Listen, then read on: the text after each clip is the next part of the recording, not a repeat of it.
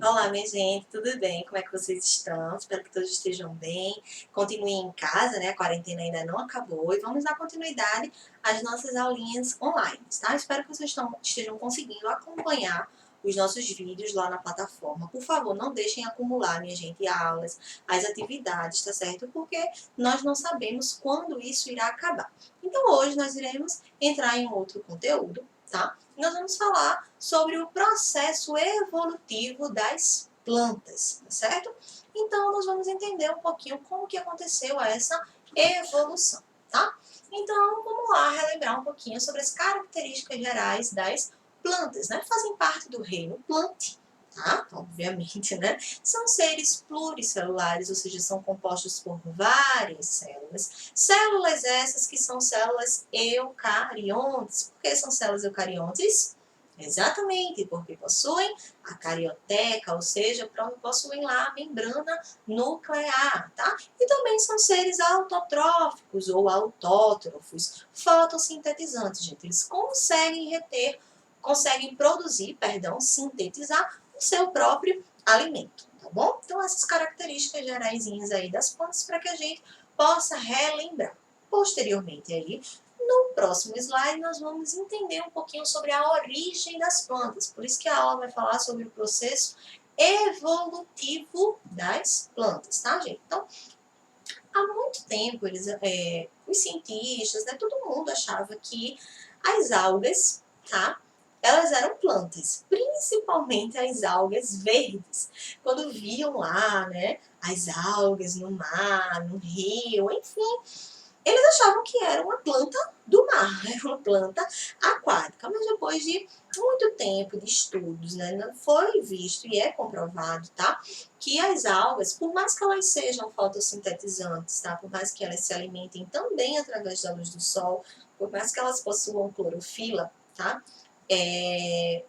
Elas não são plantas. A estrutura celular dela não é igual à das plantas, tá? Então vamos ler aí. As primeiras formas de vida vegetal, tá? Um exemplo aí, as algas, né? Elas viveram da água, né? Vieram da água, viviam na água, né?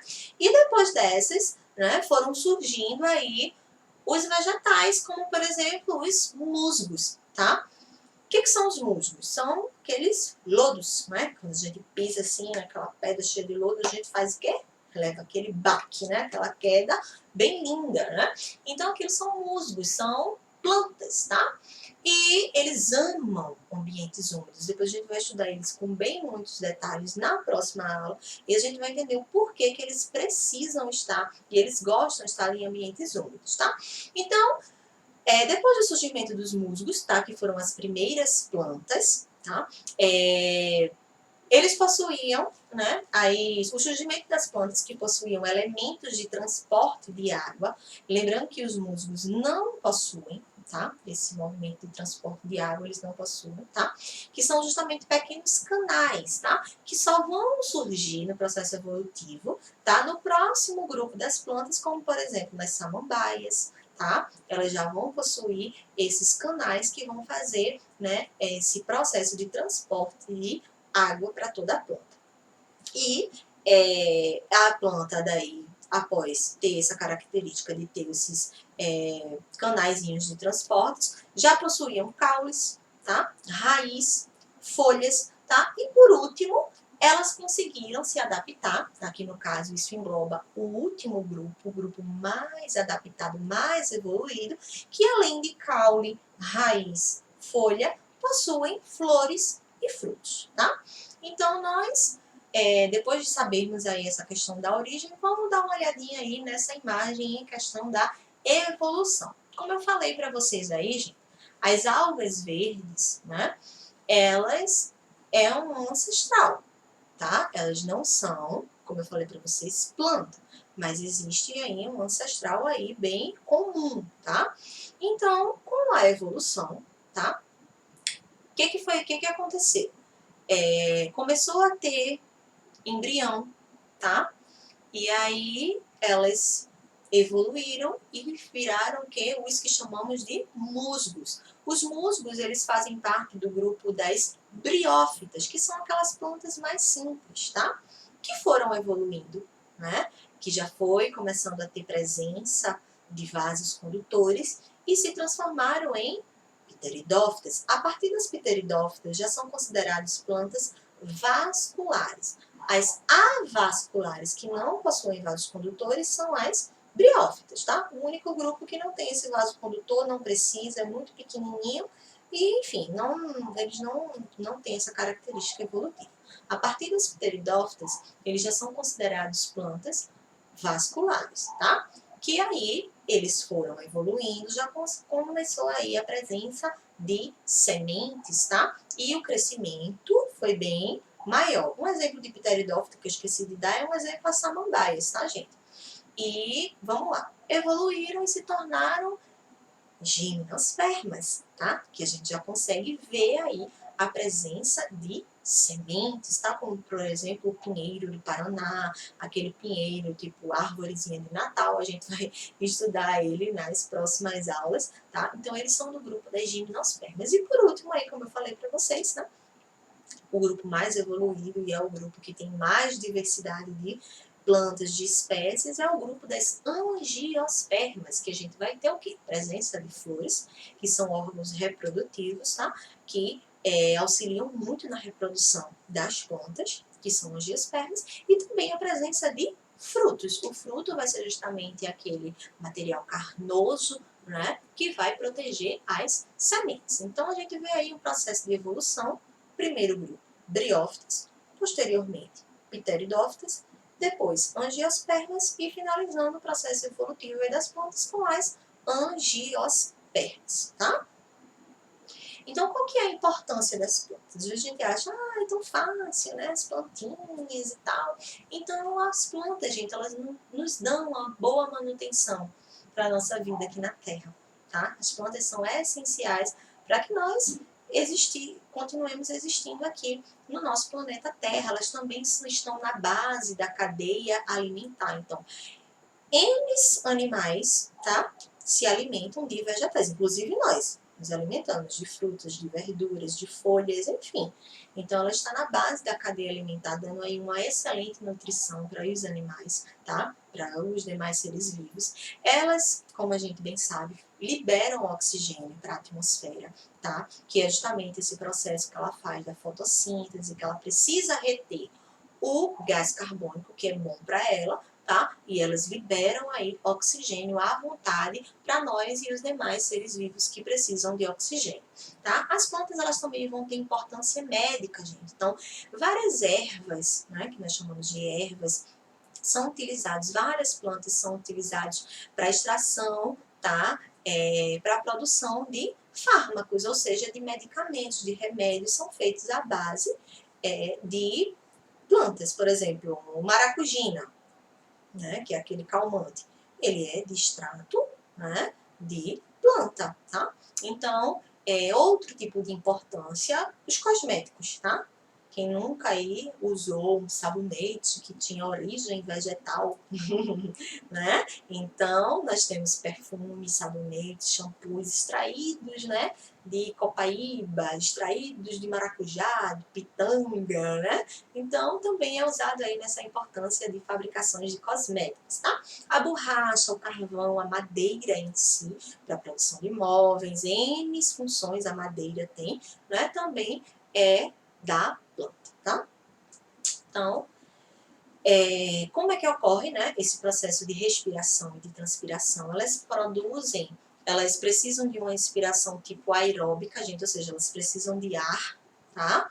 Então, é do tipo aeróbica, então elas vão respirar através de estômatos, tá? Que os estômatos, eles existem em toda a parte da planta, porém, nas folhas, existe uma grande quantidade, existe a maior quantidade de estômatos, tá? Que são justamente essas aberturas. Se a gente olhar numa folha, a gente não vai encontrar, porque justamente são microscópicos, tá? Então, são essas aberturas que se abrem, né, e se fecham, para que haja uma troca gasosa, tá? E quando eles se abrem, tá, gente, eles também acabam liberando água, tá? Quando a gente vê, assim, quando amanhece As plantas, tem um orvalho, ou seja, foi do processo de transpiração da planta que ela liberou aquele orvalho, ou seja, aquela água, tá bom? Como tem mostrando aí nessa imagem do lado. Nessa imagem de cima, vai estar mostrando o processo de respiração, processo de fotossíntese, que ela vai conseguir reter o seu alimento, e o processo de transpiração, quando ela libera água, tá? Passando aí para o próximo slide, o processo da fotossíntese, tá, gente? Que é justamente quando ela consegue reter o seu alimento através da luz solar. Isso aí a gente já está bem ciente disso. Então, quando ela faz o processo da fotossíntese, ela consegue produzir glicose, que é um açúcar, que é muito bom para a planta, que ela consegue ter energia para conseguir sobreviver, tá? E justamente dentro da sua célula, quando a gente estava estudando lá as células, a gente viu que quem é responsável para que ela faça essa fotossíntese? Os cloroplastos, né? O que vai ter dentro dos cloroplastos? O pigmento, né, chamado clorofila, que justamente dá essa coloração verdinha à planta. Existem outros tipos de clorofila, mas essa clorofila, tá, que é a clorofila A, ela vai fazer com que a planta ela tenha essa facilidade de absorver essa luz solar para passar por esse processo e conseguir reter energia para a planta continuar lá viva, tá? Como a gente pode ver aí esse processo, tá? Essa organela, que é o cloroplasto aí acima, e ao lado o processo da fotossíntese. E lembra que eu falei lá que as briófitas são avasculares e a partir das pteridófitas elas têm uma característica vascular? É justamente isso, gente. Ela possui vasos condutores. Quando há uma absorção de água e de sais minerais, tá? Eles precisam se locomover por planta, não pode ficar em só um lugar. Do mesmo jeito que nós temos as nossas veias e as nossas artérias para levar sangue oxigenado, para trazer sangue rico em gás carbônico, enfim, para que irrigue todo o nosso corpo, os nossos órgãos e sistemas, as plantas elas também precisam. Então, esses vasos, que são chamados de vasos condutores, eles têm o nome de xilema e de floema. Então, vamos lá. Eles trabalham em sentidos opostos, tá? Assim como as veias e as artérias, né, que têm as suas funções, o xilema e o floema, eles também vão ter suas funções. O xilema, ele é o vaso condutor de seiva bruta. O que é a seiva bruta? É a água, tá? Que as raízes da planta vão sugar do solo, vão reter do solo, e aquela água que sai, que é conseguida ser absorvida pelas raízes, elas precisam chegar lá na copa das árvores, sim ou não? Com certeza, né? Então, quem vai fazer isso? O xilema vai transportar aquela água que as raízes conseguiram reter até chegar na copa das árvores. Então, eles vão levar a seiva bruta, tá? Que é a água. E o floema vai ser o vaso condutor de seiva elaborada, aquilo que a planta ela vai elaborar através da fotossíntese, por exemplo, tá? Ela libera a glicose, né, que é um açúcar para dar energia à planta. Então, toda a planta precisa receber aquela substância orgânica, né?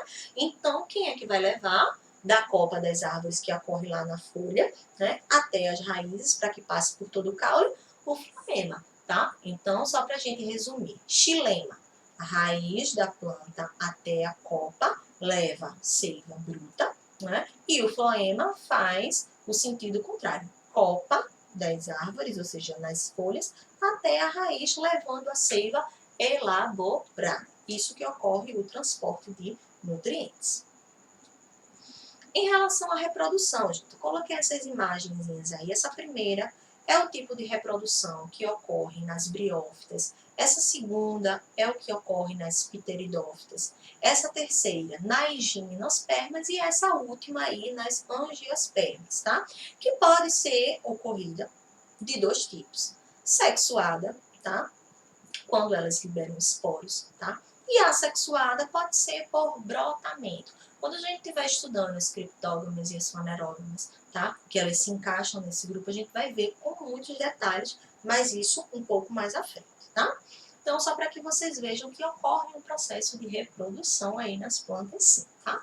Próximo slide, vamos ver as classificações, que foi o que eu acabei de falar, tá? Elas são divididas em dois grupos. O grupo primeiro vão ser das plantas mais simples, tá? Compostos pelas briófitas e Pteridófitas, que é o grupo das criptógamas. Esse grupo são plantas sem órgãos reprodutivos aparentes, tá? Então, elas não vão ter flores, elas não vão ter frutos, tá? As briófitas, como eu falei para vocês, sem vasos condutores, sem sementes, um exemplo, os musgos e as hepáticas. E as pteridófitas já vão ter vasos condutores, porém, também não vão ter sementes, não vão ter frutos, como é um exemplo das samambaias e avencas. Briófitas e pteridófitas são criptógamas. Então, vamos lá para o outro grupo, que são as fanerógamas, tá? Então, já vão ser plantas com um porte maior, tá? Com órgãos reprodutivos mais evidentes, né? Ou que podem também ser chamadas de espermatófitas, tá? Que são plantas com sementes. Então, quem é que vai estar no grupo das fanerógamas? As gimnospermas e as angiospermas, tá? As gimnospermas são plantas que possuem sementes, porém elas não possuem frutos, tá certo? Como, por exemplo, os pinheiros, os ciprestes, as cicas, tá? Tudo isso faz parte das gimnospermas. E as angiospermas são plantas com sementes, com frutos, tá?